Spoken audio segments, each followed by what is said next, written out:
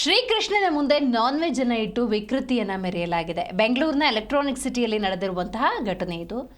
ಶ್ರೀಕೃಷ್ಣನ ಮುಂದೆ ಚಿಕನ್ ಅನ್ನು ಇಟ್ಟು ವಿಕೃತಿಯನ್ನು ಮೆರೆದಿರೋದು. ಹಿಂದೂ ಜಾಗರಣ ವೇದಿಕೆ ಆ ರೆಸ್ಟೋರೆಂಟ್ಗೆ ಮುತ್ತಿಗೆಯನ್ನು ಹಾಕಿದೆ. ಹೌದು, ಬೆಂಗಳೂರಿನ ಎಲೆಕ್ಟ್ರಾನಿಕ್ ಸಿಟಿಯಲ್ಲಿ ನಡೆದಿರುವಂತಹ ಘಟನೆ ಇದು. ರೆಸ್ಟೋರೆಂಟ್ಗೆ ಮುತ್ತಿಗೆ ಹಾಕಿ ಮಾಲೀಕನಿಗೆ ಹಿಂದೂ ಜಾಗರಣ ವೇದಿಕೆ ಕ್ಲಾಸ್ ತೆಗೆದುಕೊಂಡಿದೆ. ಆನಂತರ ರೆಸ್ಟೋರೆಂಟ್ ಮಾಲೀಕ ಕ್ಷಮೆ ಕೇಳಿದ್ದಾರೆ ಎನ್ನುವಂಥ ಮಾಹಿತಿ ಲಭ್ಯವಾಗಿದೆ.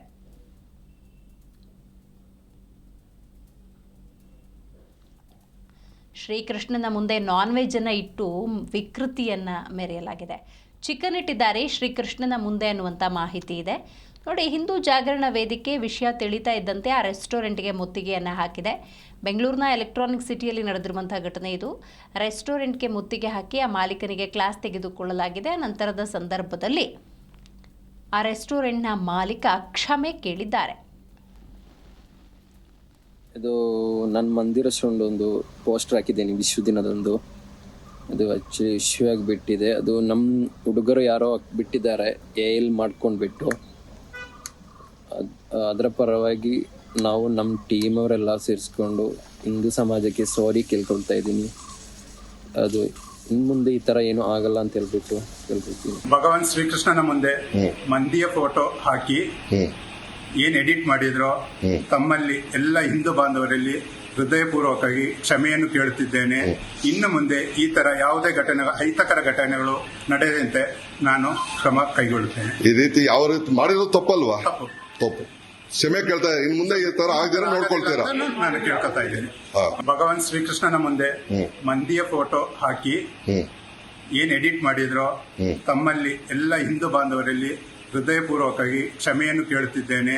ಇನ್ನು ಮುಂದೆ ಈ ತರ ಯಾವುದೇ ಅಹಿತಕರ ಘಟನೆಗಳು ನಡೆಯದಂತೆ ನಾನು ಕ್ರಮ ಕೈಗೊಳ್ಳುತ್ತೇನೆ. ಈ ರೀತಿ ಯಾವ ರೀತಿ ಮಾಡಿರೋದು ತಪ್ಪಲ್ವಾ? ತಪ್ಪು. ಕ್ಷಮೆ ಕೇಳ್ತಾ ಇನ್ನು ಮುಂದೆ ಈ ತರ ಆಗದಿರ ನೋಡ್ಕೊಳ್ತೀರಾ? ನಾನು ಕೇಳ್ಕೊತಾ ಇದ್ದೇನೆ.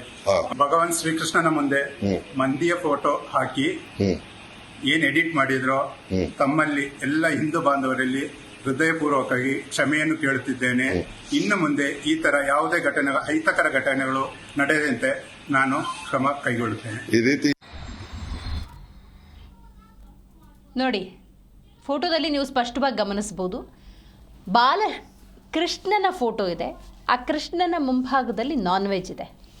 ಈ ರೀತಿಯ ಒಂದು ಪೋಸ್ಟರನ್ನು ತಯಾರು ಮಾಡಲಾಗಿರುತ್ತೆ. ಅದನ್ನು ಈ ರೆಸ್ಟೋರೆಂಟ್ ಅಳವಡಿಸ್ಕೊಂಡಿರುತ್ತೆ. ಸೊ ವಿಷಯ ತಿಳಿತಾ ಇದ್ದಂತೆ ಹಿಂದೂ ಜಾಗರಣ ವೇದಿಕೆ ಈ ರೆಸ್ಟೋರೆಂಟ್ಗೆ ಭೇಟಿ ಕೊಟ್ಟಿದೆ.